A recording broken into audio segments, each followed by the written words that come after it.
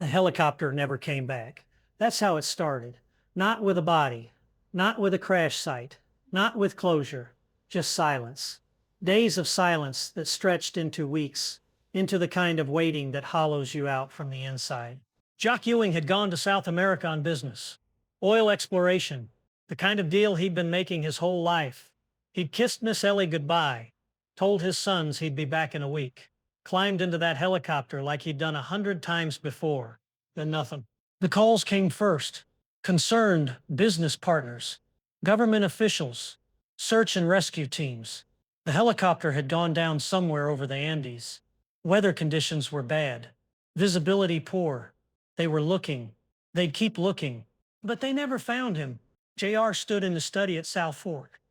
The same study where his father had taught him about oil, about business, about being a man.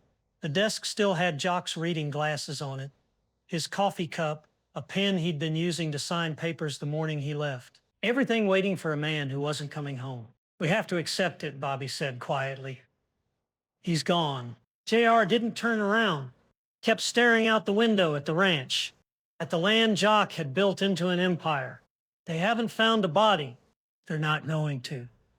You heard what they said. The terrain, the weather, I don't care what they said. Junior's voice was hard, controlled. Until I see proof. He's not dead. But he was. They all knew it. Even JR knew it. Underneath the denial, Jock Ewing was gone. The man who'd been larger than life, who'd survived wildcatting in the Depression, who'd built Ewing Oil from nothing, who'd fought and clawed and refused to quit for 70 years, gone. Just like that, in a helicopter over mountains he'd never seen before. The memorial service was held 3 weeks later. Not a funeral. Miss Ellie refused to call it a funeral. You couldn't have a funeral without a body, without proof. But the family needed something. Dallas needed something. So they held a memorial at South Fork. Hundreds of people came. Business associates, politicians, competitors who'd fought Jock for decades and respected him anyway. The governor spoke. Old wildcatters told stories. Everyone remembered Jock Ewing as bigger than life, as Texas itself in human form. JR sat in the front row, suit perfect, tie straight, face composed. He looked exactly like what he was. The son taking over the empire, the next generation of Ewing power. Strong, controlled, unbreakable. But his hands shook, just slightly. Just enough that if you were watching close, you'd see it. Bobby spoke. He talked about Jock as a father, about the lessons learned, about integrity and family and all the things Jock had tried to teach his sons. His voice broke twice. He wiped his eyes, let people see his grief. Then it was JR's turn. He walked to the podium slowly. The whole room watched, waiting to see how JR Ewing would handle this. Whether he'd show emotion or maintain the armor he'd worn his whole life, he gripped the edges of the podium. His knuckles went white. "My daddy," he started, and stopped. His throat closed up. He tried again. "My daddy was the strongest man I ever knew." The words came out rough, unsteady, not the smooth, controlled JR usually commanded. He looked down at the notes he'd prepared. The carefully crafted speech about business legacy and Texas oil and everything Jock Ewing had built. The notes blurred. "He taught me everything," Junior said.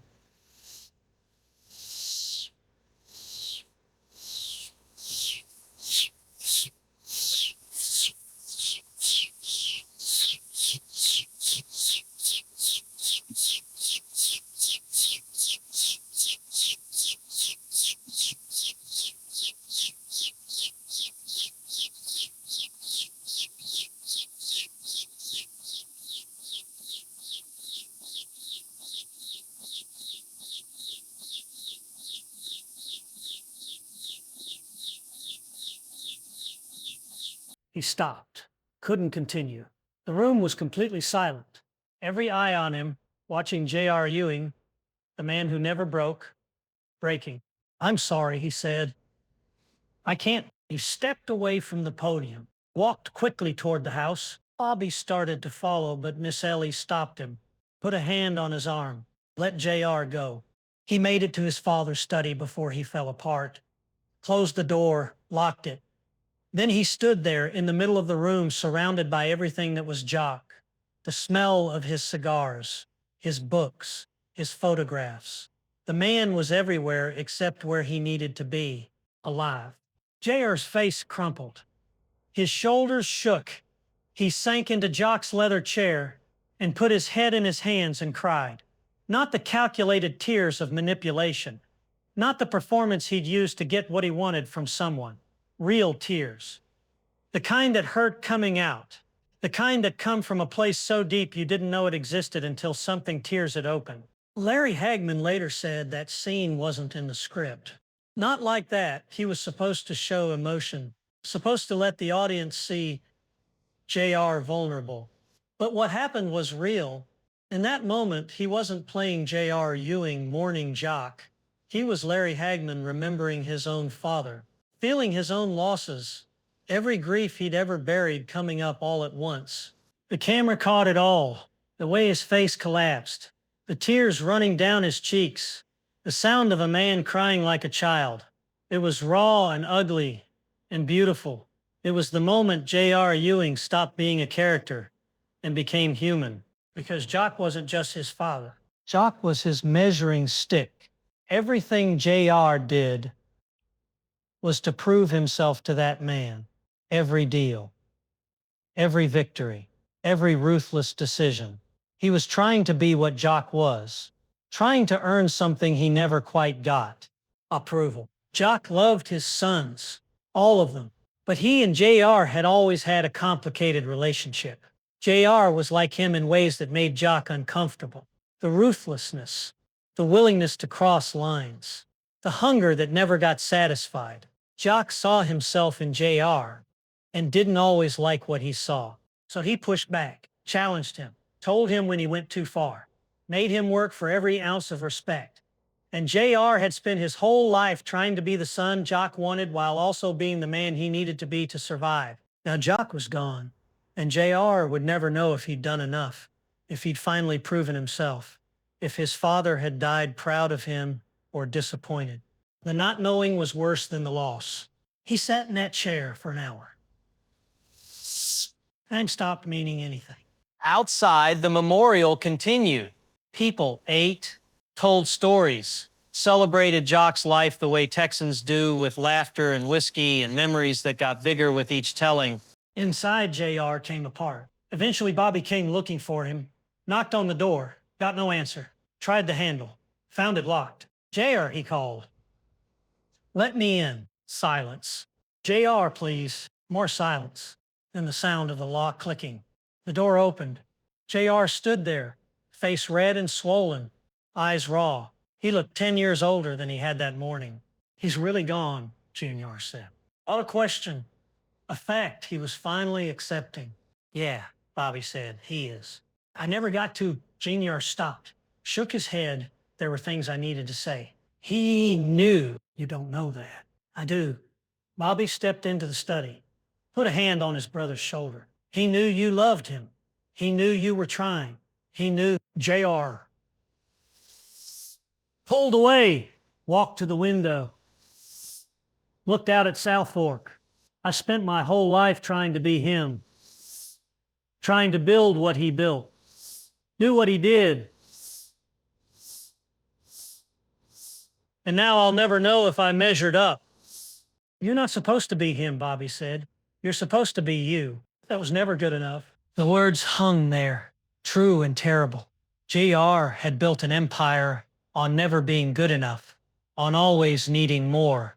One more deal, one more victory, one more way to prove that he was worthy of the Ewing name. And now the man he was trying to prove it to was gone. The funeral, when it finally happened months later after the legal declarations, was smaller, more private. Just family and close friends. They buried an empty casket, a symbol.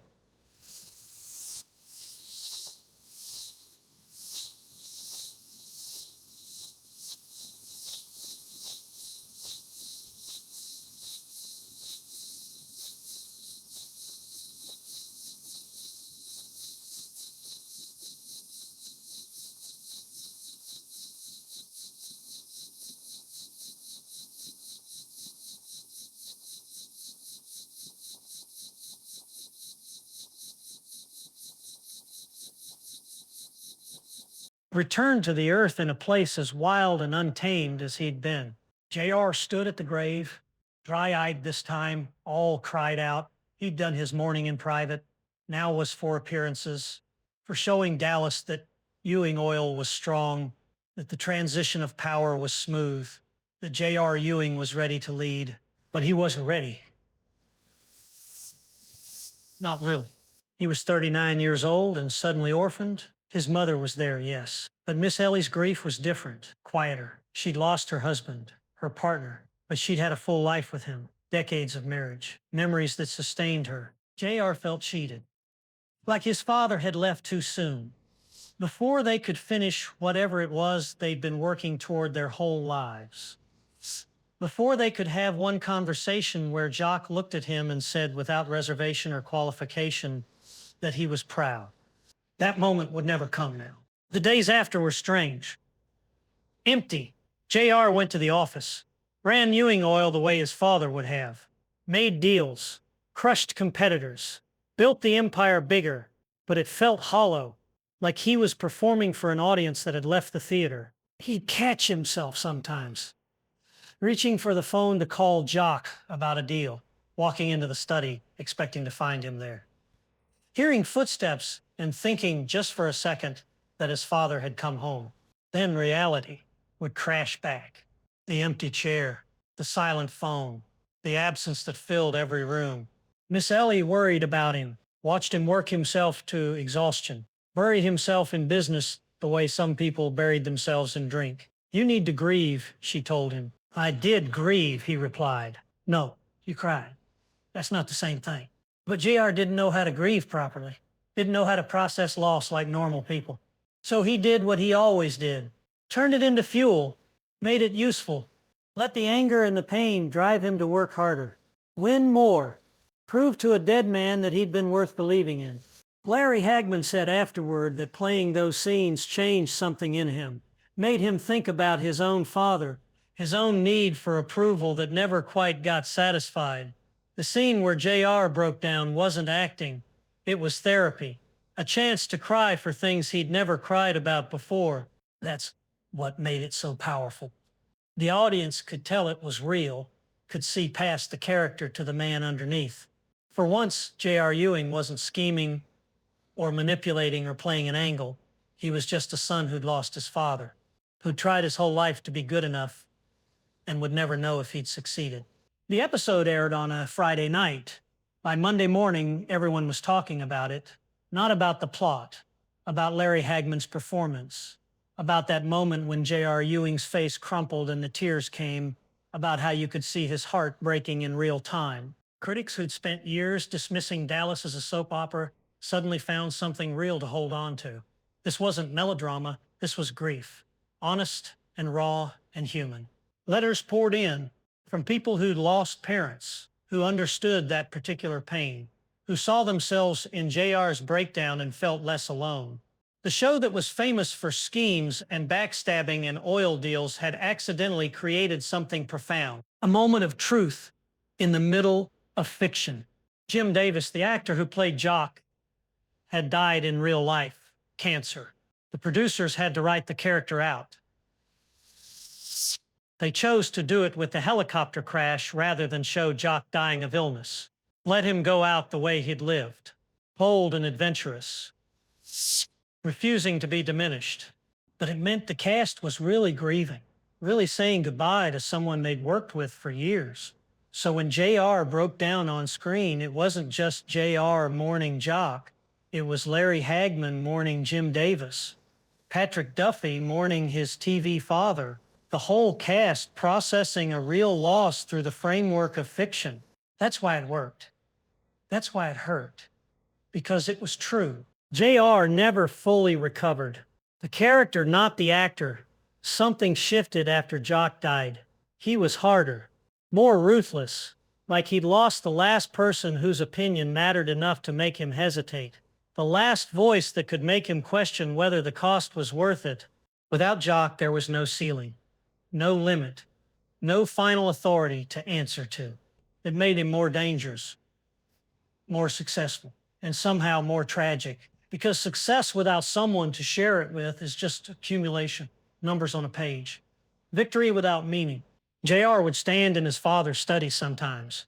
Late at night, when everyone else was asleep, he'd pour a drink, sit in Jock's chair, look at the photographs on the wall, the oil fields, the handshake deals, the life Jock had built with his bare hands. I did it, Daddy, he'd say to the empty room. I made it bigger, made it stronger. I did what you wanted, but the room stayed silent. The validation he'd spent his life chasing never came, because the only person who could give it